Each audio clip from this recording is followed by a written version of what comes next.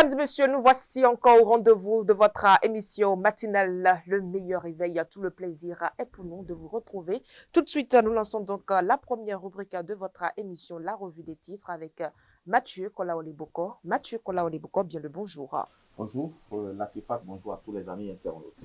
Toute l'actualité de ce matin est à suivre avec vous et nous lançons, mesdames et messieurs, comme je l'annonçais tantôt, la revue des titres. La revue des titres avec l'emblème du jour, mesdames et messieurs, qui met en manchette désignation du duo candidat à la présidentielle de 2026, des primaires envisagées à l'UP, le renouveau. Matin libre, marathon, Big the Best de Cotonou, plus de 1000 marcheurs et coureurs enregistrés. Les prix varient entre 2 millions à 5 millions de francs CFA. Parfait message du sport, de la culture. Fraternité, élection générale de 2026. Les options des partis de la mouvance pour les candidatures. Parfait Awoyo, Dixit, dossier de candidature est un processus complexe où la moindre erreur peut être préjudiciable. Benoît Degla, les instances décideront de qui peut être candidat.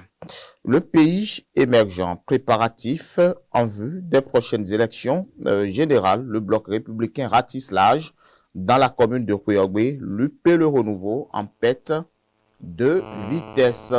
L'observateur quotidien, l'observateur, rendez-vous stratégique du BR ce 23 février à Porto Novo. L'appel de Hippolyte à rendez-vous à l'endroit des jeunes pour une mobilisation historique. Le Figaro national, nommé président de la Chambre administrative de la Cour suprême. Ibrahim Salami sollicite l'expérience de la professeure Dandi Yamou. Et puis, La Nation, plateforme de gestion électronique des courriers, un pilier de modernisation de l'administration public, logement économique et sociaux. La phase de commercialisation démarre ce jeudi. Merci à vous, Mathieu Kolaoliboko. Mesdames et messieurs, la Cour constitutionnelle se déclara incompétente pour la modification du mandat présidentiel. Oui, effectivement, saisi par le citoyen béninois Bernardin Ado le 29 janvier 2025 pour la modification de l'article 42 alinéa 2 relatif au mandat présidentiel au Bénin. La Cour constitutionnelle dirigée par Dorothée Sosa s'est prononcée en fin de semaine dernière en se déclarant incompétent dans le recours qu'il a déposé devant les 7 sages. Le requérant estime qu'il faut donner la possibilité au président en fin de mandat d'achever son programme d'action. Par conséquent, il demande à la haute juridiction de permettre une modification du mandat présidentiel en accédant à une relecture de l'article 42 nouveau de la Constitution de 1990 tel que modifié en 2019. En effet, cet article, Latifat, en son alinéa 2, dispose en aucun cas, nul ne peut de sa vie exercer plus de 2 mandats de président de la République. Ceci étant, selon Bernardin Ado, un barrage pour la mise en œuvre de projets de développement. Il demande donc à la Cour d'introduire une nouvelle disposition pour accorder un mandat exceptionnel de 5 ans supplémentaires au président de la République en fin de mandat, qui soit en fait directement à la demande, soit indirectement à travers des éludements par année et soumis à un référendum en réponse à sa requête et s'appuyant sur les dispositions des articles 114 et 117 alinéa 3 de la Constitution. La Cour constitutionnelle s'est déclarée incompétente pour accéder à cette requête. Par ailleurs, l'article 154 de la Constitution, que l'initiative de la révision de la Constitution appartient concurremment au président de la République après décision prise en Conseil des ministres et aux membres de l'Assemblée nationale. Après une semaine de garde à vue, un notaire accusé de fraude a été déposé en prison. Oui, 2 dossiers majeurs sont retenus contre l'auxiliaire de justice.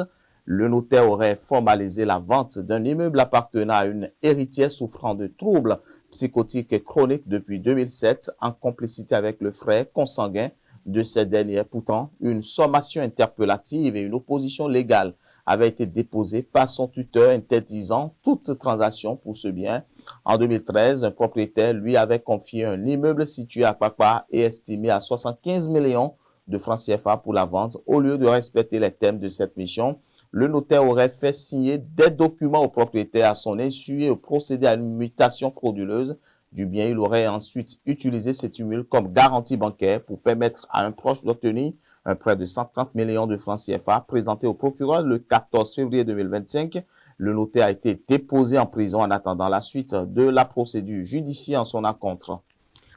Hors de nos frontières, au Libéria, le président contesté du Parlement tente d'évincer la juge de la Cour suprême. Oui, Richard Cohn a été désigné président de la Chambre basse du Parlement libérien fin novembre 2024. Voilà l'histoire, par un bloc majoritaire sans même passer par un vote.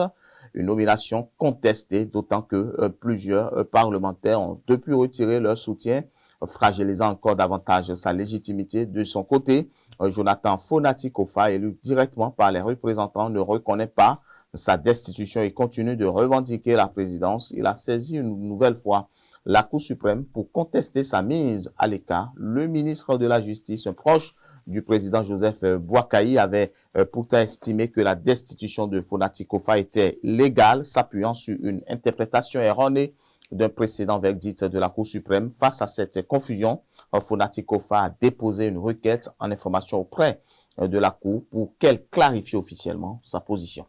Dans l'actualité sportive, préparatif de la CAN 2025, le Bénin affrontera le Maroc en amical en juillet prochain. Avec une préparation bien structurée et des adversaires de haut niveau en ligne de mire, le Bénin met tout en œuvre pour aborder la CAN 2025 et les éliminatoires de Mondial 2026 avec confiance. C'est dans ce cadre que le Bénin va entamer ses préparatifs avec un match amical contre les Lions de l'Atlas du Maroc le 10 juin 2025. Cette rencontre qui se tiendra sur le sol marocain s'inscrit dans une dynamique de montée en puissance des Guépards qui nourrissent de grandes ambitions tant pour la compétition continentale que pour les éliminatoires de Mondial 2026. Selon Guénard, sélectionneur national fort de la qualification pour la CAN 2025 et de ses performances encourageantes en éliminatoire de la Coupe du Monde, le Bénin veut optimiser chaque occasion pour renforcer son effectif et peaufiner son collectif. Un stage est ainsi programmé au Bénin avec un retour attendu au stade de l'Amitié Générale Mathieu Kérékou où la pelouse sera de nouveau praticable. Ce rassemblement constituera une opportunité pour l'équipe de retrouver ses bases et de créer une dynamique positive avant les échéances majeures de la CAN 2025. Mesdames et messieurs, c'est l'essentiel à retenir de l'actualité de ce matin. Tout de suite, le forum.